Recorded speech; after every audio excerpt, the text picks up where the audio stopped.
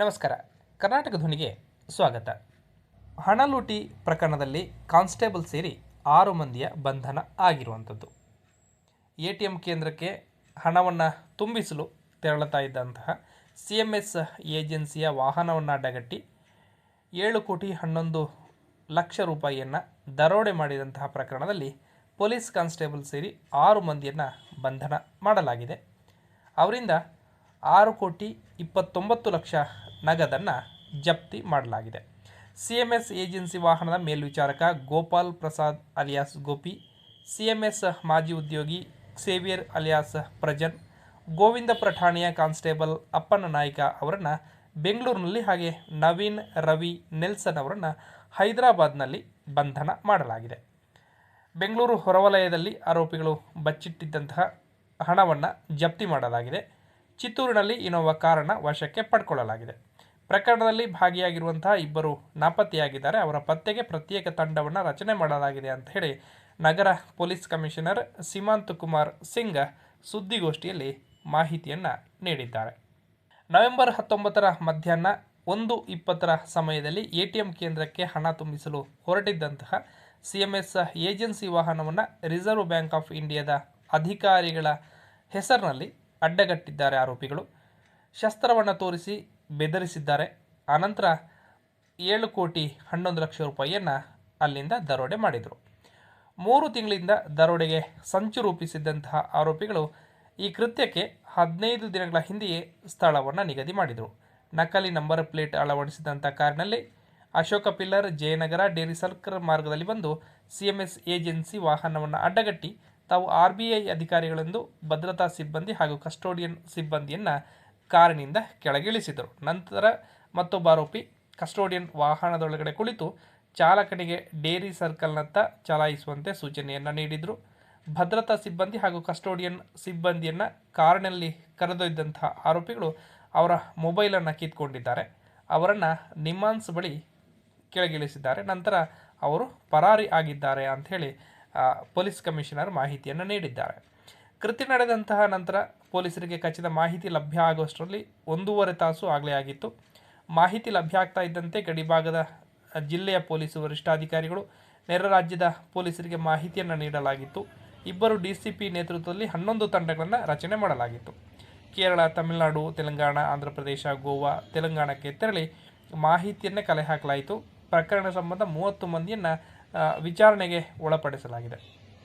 ಇನ್ನು CCTV ಕ್ಯಾಮೆರಾಗಳ ದೃಶ್ಯಾವಳಿ ಪರಿಶೀಲನೆ, ಬಾತ್ಮೀದಾರರ ಮಾಹಿತಿ ಹಾಗೂ ತಾಂತ್ರಿಕ ವಿಶ್ಲೇಷಣೆಯನ್ನು ಆಧರಿಸಿ ಕಾರ್ಯಾಚರಣೆಯನ್ನು ನಡೆಸಲಾಯಿತು.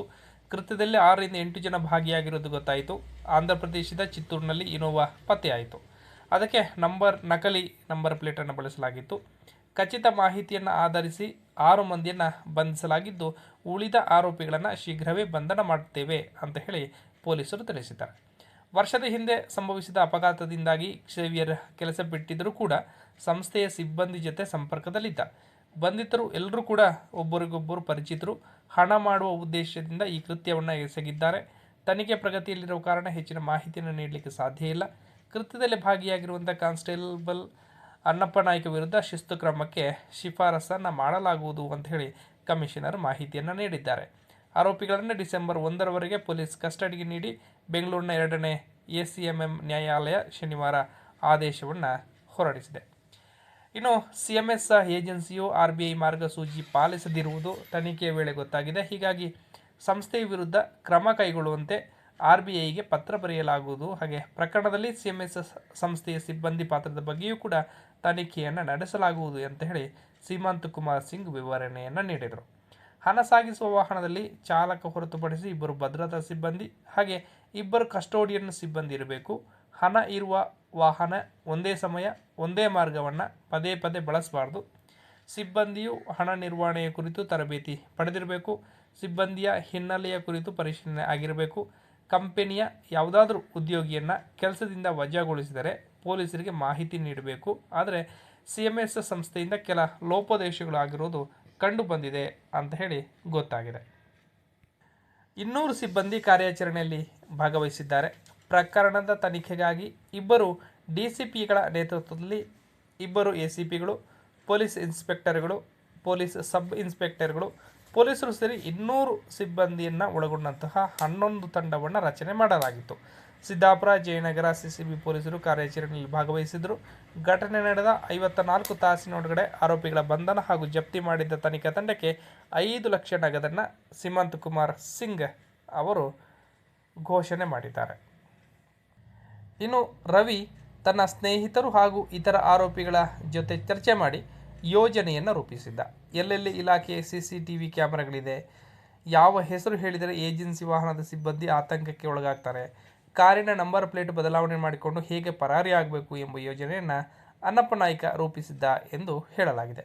ಏಜೆನ್ಸಿ ವಾಹನದಲ್ಲಿ ಅಳವಡಿಸಿರುವಂಥ CCTV ಕ್ಯಾಮೆರಾ, ಸಿಬ್ಬಂದಿ ಸಂಖ್ಯೆ, ತುರ್ತು ಬಟನ್ ಒತ್ತುವ ಮೊದಲೇ ಸಿಬ್ಬಂದಿಯನ್ನು ಕೆಳಗಿಳಿಸಬೇಕು ಎಂಬುದರ ಬಗ್ಗೆ ಸೇವಿಯರ್ ಮಾಹಿತಿಯನ್ನು ನೀಡಿದ್ದ.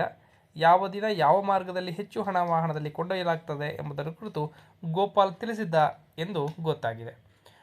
ಪರಿಚಿತ ಟ್ರಾವೆಲ್ ಏಜೆನ್ಸಿಯಿಂದ 2 ವಾಹನಗಳನ್ನು ಬಾಡಿಗೆ ಪಡೆದು ತಂದಿದ್ದಂತಹ ರವಿ ಅವುಗಳನ್ನು ದರೋಡೆಗೆ ಬಳಸಿದ್ದ. ಈ ವಾಹನಗಳಿಗೆ ನವೀನ್ ಮತ್ತು ನೆಲ್ಸನ್ ಅವರು ಚಾಲಕರಾಗಿದ್ದರು. ಎಲ್ಲಿ ಸಂಚಾರ ದಟ್ಟಣೆ ಇರೋದಿಲ್ಲ, ಎಷ್ಟು ಚೆಕ್ ಪೋಸ್ಟ್ಗಳಿವೆ, ಎಷ್ಟು ಹೊತ್ತಿಗೆ ನಿಗದಿತ ಸ್ಥಳವನ್ನು ತಲುಪುತ್ತೇವೆ ಎಂಬುದರ ಬಗ್ಗೆ ರವಿ ಮಾಹಿತಿಯನ್ನು ಸಂಗ್ರಹಿಸಿದ್ದ. ಕೃತ್ಯ ನಡೆದ 1.5 ತಾಸಿನಲ್ಲಿ KR-ಪುರ, ಹೊಸಕೋಟೆ, ಕೋಲಾರ ಮಾರ್ಗವಾಗಿ ಹಣದೊಂದಿಗೆ ವಾಹನ ಆಂಧ್ರ ಪ್ರದೇಶದ ಗಡಿ ತಲುಪಿತ್ತು. ಘಟನೆ ನಡೆದ 1.5 ತಾಸಿನ ಬಳಿಕ ಪೊಲೀಸರಿಗೆ ವಿಷಯ ಗೊತ್ತಾಗಿತ್ತು. ಅನ್ನಪ್ಪ ನಾಯ್ಕ ಹಾಗೂ ಸೇವಿಯರ್ ನಡುವಿನ ಮೊಬೈಲ್ ಸಂಭಾಷಣೆ ಮಾಹಿತಿಯ ಆಧಾರದ ಮೇಲೆ ಅವರನ್ನು ಬಂಧನ ಮಾಡಲಾಗಿದೆ. ದರೋಡೆ ನಡೆಯುವುದಕ್ಕೆ ವಾರದ ಹಿಂದೆ ಇಬ್ಬರೂ ಕೂಡ ಮೊಬೈಲ್ನಲ್ಲಿ ಮಾತನಾಡಿರುವುದು ಗೊತ್ತಾಗಿದೆ. ಶಿವಮೊಗ್ಗ ಜಿಲ್ಲೆಯ ಅಪ್ಪಣ್ಣ 2018ರಲ್ಲಿ ಪೊಲೀಸ್ ಇಲಾಖೆಗೆ ಸೇರಿದ್ದ ಅಂತ ಗೊತ್ತಾಗಿದೆ.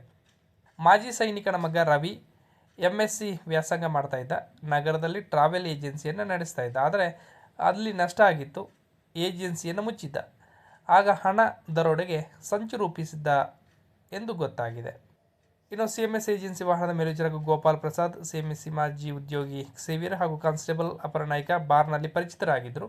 ರವಿ, ನವೀನ್, ನೆಲ್ಸನ್ ಸ್ನೇಹಿತರು ಹಾಗೂ ಚಿತ್ತೂರಿನವರವರೆಲ್ಲ. ಟ್ರಾವೆಲ್ ಏಜೆನ್ಸಿ ನಡೆಸ್ತಾ ಇದ್ದಂತಹ ರವಿಗೆ ಗೋಪಾಲ್, ಅಪ್ಪಣ್ಣ ಅವರ ಪರಿಚಯ ಇತ್ತು. ವ್ಯವಹಾರದ ನಷ್ಟ ಹೊಂದಿದ್ದಂಥ ಕಾರಣ ದೊಡ್ಡ ಮೊತ್ತದ ದರೋಡೆಗೆ ಸಂಚು ರೂಪಿಸಿದರು ಅಂಥೇಳಿ ಪೊಲೀಸರ ಮಾಹಿತಿಯಿಂದ ಗೊತ್ತಾಗಿದೆ. ವಿಡಿಯೋ ನೋಡಿದ್ದಕ್ಕಾಗಿ ಧನ್ಯವಾದಗಳು. ಹೊಸ ವಿಷಯದೊಂದಿಗೆ ಮತ್ತೆ ಹಾಜರಾಗ್ತೀವಿ. ಅಲ್ಲಿವರೆಗೆ ನಮಸ್ಕಾರ.